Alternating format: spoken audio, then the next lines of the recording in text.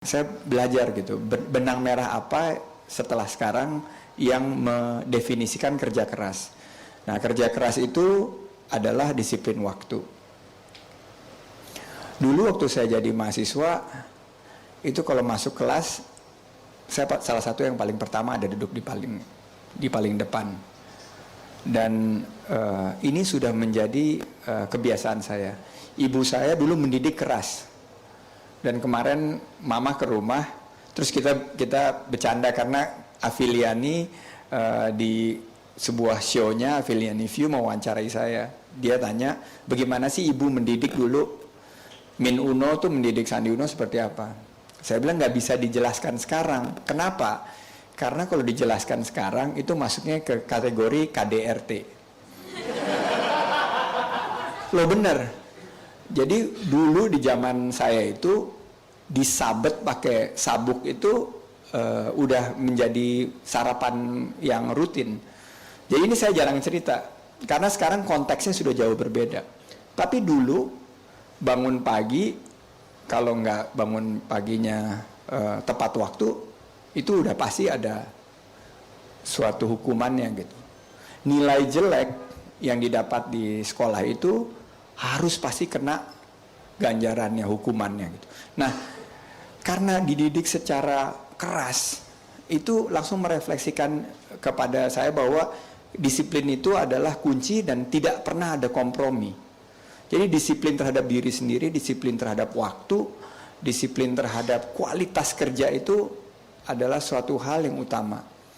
Kalau mengerjakan sesuatu itu saya nggak pernah sekali buat terus langsung kumpulin. Diperiksa berkali-kali itu karena itu juga didikan daripada ibu, bahwa hasil yang kerja yang diberikan itu harus sesempurna mungkin. Karena kenapa? Balik lagi, hasil yang tentukan adalah orang lain, atau hasil utama itu yang ditentukan adalah Allah Subhanahu Wa Taala. Tapi ikhtiar itu kita yang tentukan sendiri. Yang kita kontrol itu adalah kerja keras kita, ikhtiar kita. Nah, ini yang saya ingin share, bahwa mumpung masih muda-muda, dalam mengerjakan sesuatu itu harus 100%. Nggak boleh setengah-setengah. Dan kita harus punya prioritas apa yang kita mau kerjakan. Nah, kerja keras itu adalah seluruh dasar daripada usaha kita. There is no shortcut to success. Banyak yang cerita mengenai kesuksesan yang fenomenal. Bukan hanya pengusaha, tapi politisi dan lain-lain. Tapi yang paling denominator atau titik persamaan daripada orang-orang sukses itu adalah etos kerjanya terhadap kerja keras itu. Saya waktu terus menjadi pegawai kan, lulus sekolah, tiap waktu dulu setiap sekolah itu kalau Sabtu Minggu teman-teman banyak di tempat saya itu, saya ingat sekali gitu. Kita di Indonesia beruntung cuacanya sangat-sangat bersahabat. Tapi waktu tempat saya sekolah dulu, kalau lagi musim dingin itu di luar tuh minus 4, minus 5 derajat Celcius. Jadi dingin sekali. Nah, kalau Sabtu Minggu itu nggak ada shuttle bus yang mengantar dari asrama ke perpustakaan.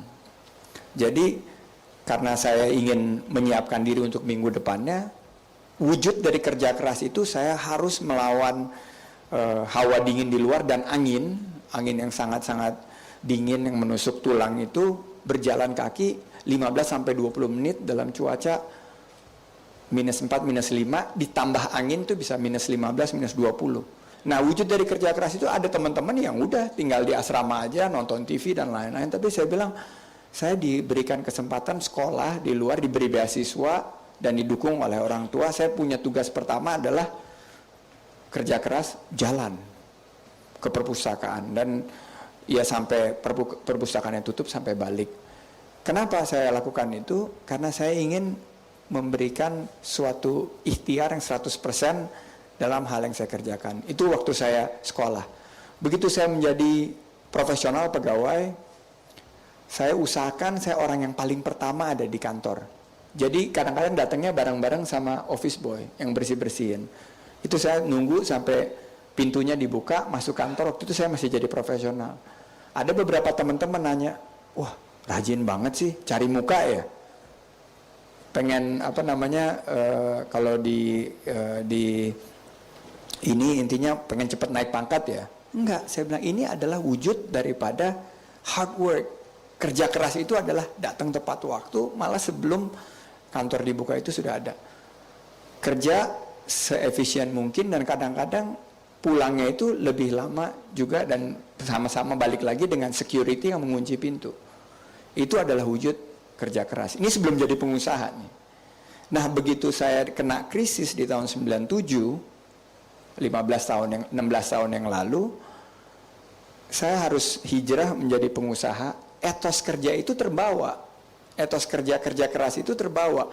Jadi waktu menjadi pengusaha, saya ngelihat rekan-rekan pengusaha yang lain yang datangnya jam 10, jam 11, saya jenggah gitu. Karena kebiasaan saya sebagai profesional kerja harus yang paling pertama di kantor dan paling terakhir di kantor.